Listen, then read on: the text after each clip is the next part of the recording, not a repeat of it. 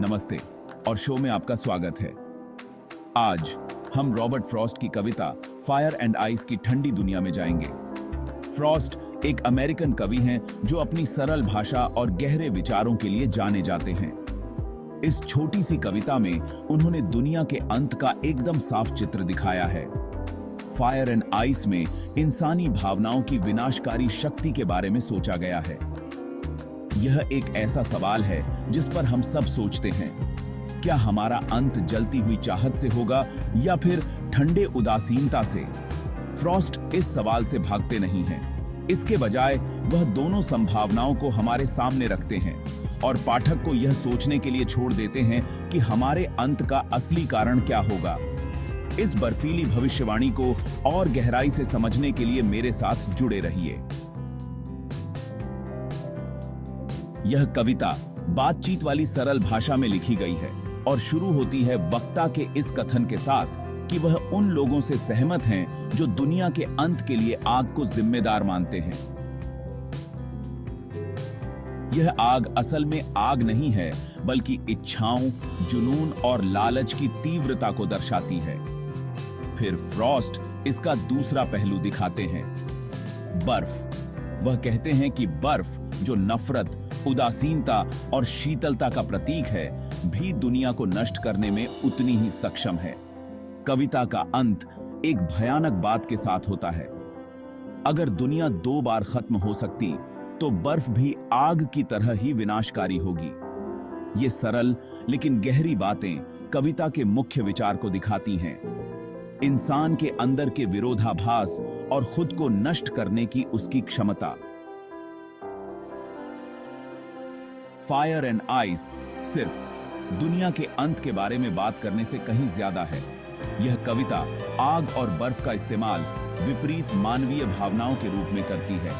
आग, जो अक्सर जुनून, गर्मी और रचनात्मकता से जुड़ी होती है, यहाँ इच्छाओं के विनाशकारी पहलू को दर्शाती है। सत्ता, धन या यहाँ तक कि प्यार की बेकाबू इच्छा टकराव, युद्ध और अंततः विनाश का कारण बन सकती है। वहीं दूसरी ओर बर्फ, जो आमतौर पर ठंड, स्थिरता और संरक्षण से जुड़ी होती है, यहाँ एक खतरनाक भूमिका निभाती है। यह उस ठंडी उदासीनता, नफरत और बेपरवाही को दर्शाती है जो उतनी ही विनाशकारी हो सकती है। जैसे बर्फ आग को बुझा सकती है, वैसे ही नफरत जिंदगी और खुशी को खत्म कर सकती है और धीरे धीरे चुपचाप दुनिया को तबाह कर सकती है। चौथा भाग, इंसान का अंदरूनी संघर्ष।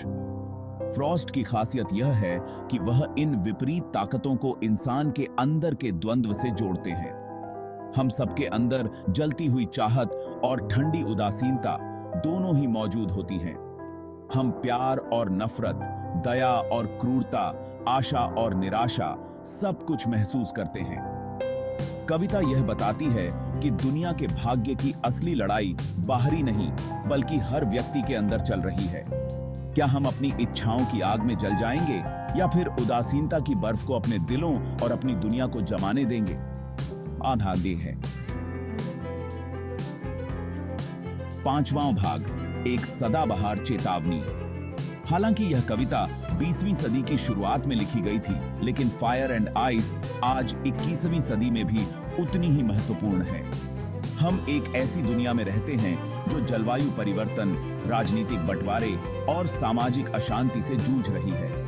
यह कविता हमें याद दिलाती है कि बेकाबू इच्छाओं और उदासीनता में कितनी विनाशकारी ताकत होती है।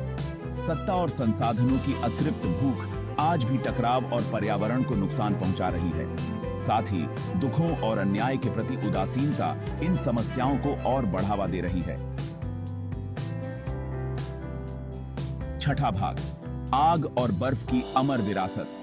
फायर एंड आइस आज भी लोगों को सोचने पर मजबूर करती है, क्योंकि यह इंसान के बारे में एक बुनियादी सच्चाई दिखाती है।